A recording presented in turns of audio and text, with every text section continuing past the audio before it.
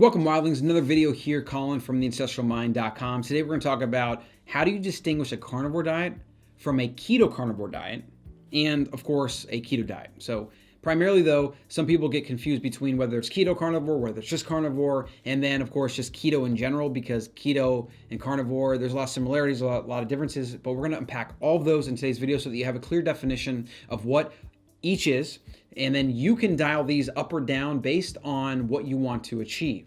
Let's get to it. It all comes down to one thing: fat. See, keto is a high-fat, lowish protein diet, whereas carnivore, while not actually defined, is going to be a bit more protein. I've seen some ranges between 30 to 50% of calories. Personally, I'm eating about 20 to 25% of calories, and I'm probably going to up my protein intake a bit. But if I had to define it, it's going to be something between 25 and 50% calories. And so the question becomes, what's better for fat loss, keto carnivore or just carnivore? Well, I did a video just on this, which you can actually see here, but I will revisit this and then talk about the differences of each so that you can modulate based on what you're trying to achieve. So let's first define keto. Keto is something like 70-80% of calories coming from fat. And then you have something like 10 to 15% protein, which might be higher or lower depending on who you ask. And then you have the rest from carbs, usually under 20 grams of carbs a day. Carnivore, on the other hand, is going to be a mix of mostly fat and protein, with something like 30 to 50% of your calories from protein, and then almost all of the rest coming from fat. If you're doing dairy, you're going to have a little bit of carbs here and there. And if you're doing a very small percentage of veg, you might have some there as well. So carnivore is going to be almost zero carb in most cases, and it's going to have more protein generally. But if you wanted to do a carnivore diet that was also keto, you would just flip it. You would make sure that you're eating most of your calories from fat, and then you would fill in the rest basically with protein. Now, the thing is here, this stuff isn't defined. There's wide ranges when you look at hunter-gatherers. Some have higher carb, lower carb, some have higher fat, more protein, less protein. But like I said, some hunter-gatherers have been observed eating as many as 50% of their calories from protein. So let's break down fat and protein and some of the different variables, so then you can decide if you want to do a carnivore keto diet or just a carnivore diet. It's going to be based on your goals and what you're trying to achieve. Personally, I'm trying to lean up a little bit to get down to very low body fat percentage and then kind of see where I want to hover around there or increase. This puts me at eating more protein and aiming to eat more protein. Right now, like I said, I'm about 25%. I'm probably gonna up this to be about 35% while I kind of go through like a leaning phase. And as a result, I'm gonna reduce my fat intake quite a bit. I'm eating very little carbs, maybe 10 grams a day, and I might have some berries here and there, or if there's some sweet potato around, I might have some of that. But for the most part, about 95 to 99% of my calories are coming from animal products. Something I've been personally thinking about lately and actually recommending is being a little bit more pro-protein. And this is before I even stumbled on Dr. Ted Nyman's work, which he is the author of the PE diet. I highly recommend you look into some of his stuff. It's very interesting. But the fact is, protein should probably be prioritized for most people for a variety of reasons. And I think keto in general is a bit too low in protein. So protein is the most satiating food in nature. Like hands down, full stop. It's hard to overeat and it fills you up. It signals all the things to your brain. It's hard to overconsume. It's fundamental to repairing your body. It's thermogenically active, with some estimates putting the amount of calories it takes for your body to process it at about 30%. It's also going to help you with proper signaling of hunger hormones. And then finally, it's the least palatable food in nature, meaning it's probably one of the hardest to consume, chew, and get through. Now let's look at fat. So fat is easy to consume. It's very calorie dense, 9 calories per gram versus 4 from protein. And depending on the source, there are a myriad of variables you have to consider, whether it's from a plant, whether it's from a fish, whether it's been cooked, whether it's been heated or not, whether it's oxidized. There's just so much to consider, more so with fat, and you have to be very careful with the fat you're consuming and really know where it came from and how it was made.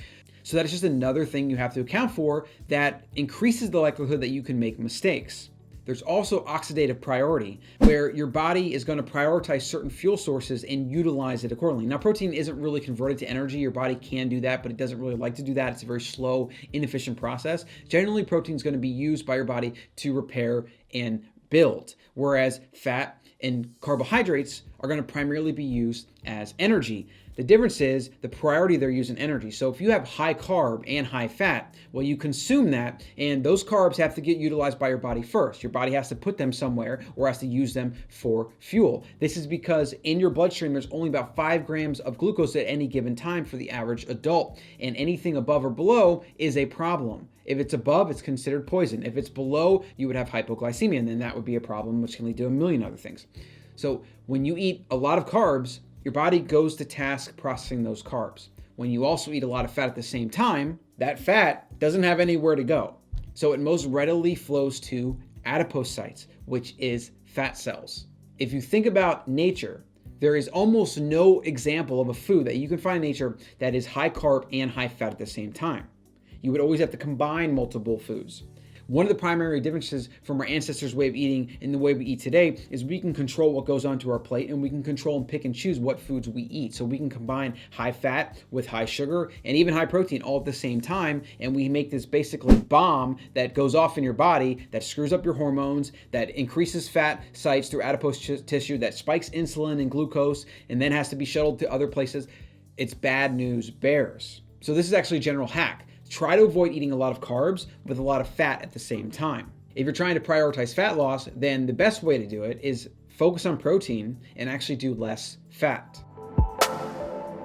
So fat is very dependent on what else you're doing in your diet. People get great results on keto, which is primarily a high-fat diet. But I think that there's always that plateau that people hit, which you hear about all the time. And I think the way to bust through that plateau is to actually flip it and do a lot more protein and less fat. And what you see a lot in the keto community is people are afraid of eating too much protein because they think it's going to spike their insulin or going to do these things. And while protein can spike insulin, it's not the whole picture. Most people that are eating a carnivore-based diet, myself included, even when I'm eating a lot of protein, I can eat 100 grams of protein in a meal, and I'm very quickly back into ketosis soon after.